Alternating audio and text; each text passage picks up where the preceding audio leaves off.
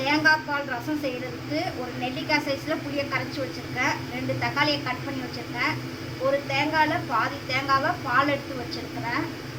ஒரு வடைச்சட்டி அடுப்பில் வச்சு தேங்காய் எண்ணெய் ஊற்றிருக்கிறேன். கடுகு உளுந்து சேர்த்துக்கலாம். 2 வரமிளகாய், கருவேப்பிலை, கொஞ்சம் பெருங்காயத்தூள்,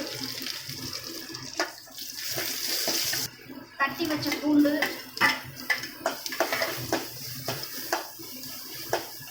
கட் பண்ணி வச்ச 2 தக்காளி, அதையும் நல்லா வதக்கி தரணும். மஞ்சத்தூள், ரசத்துக்கு தேவையான உப்பு சேர்த்துக்கிறணும். தக்காளி நல்லா வதங்கிடுச்சு. இப்போ ஒரு நெல்லிக்காய் சைஸில் புளியை கரைச்சி வச்சுருந்தேன், அதை சேர்த்துக்கலாம். 1 நிமிஷம் மட்டும் நல்லா கொதிக்கட்டும்.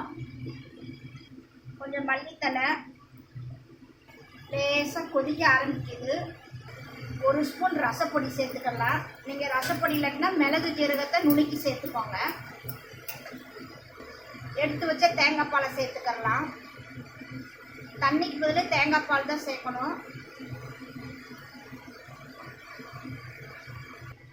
மீடியம் ஃப்ளேம்லேயே வச்சுக்கிறணும். லேசாக நுர கட்டி வரவும் ஆஃப் பண்ணிக்கலாம். நுர கட்டி வந்துடுச்சு. இப்போ ஸ்டவ் ஆஃப் பண்ணிடலாம்.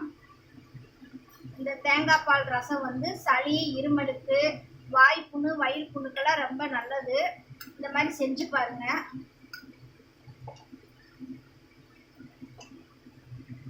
சுடு சோறில் தேங்காய் பால் ரசம் ஊற்றி சாப்பிட்டோம்னா அவ்வளோ டேஸ்ட்டாக இருக்கும். இந்த வீடியோ பார்த்துட்டு அப்படியே சப்ஸ்கிரைப் பண்ணிக்கோங்க. தேங்க்யூ.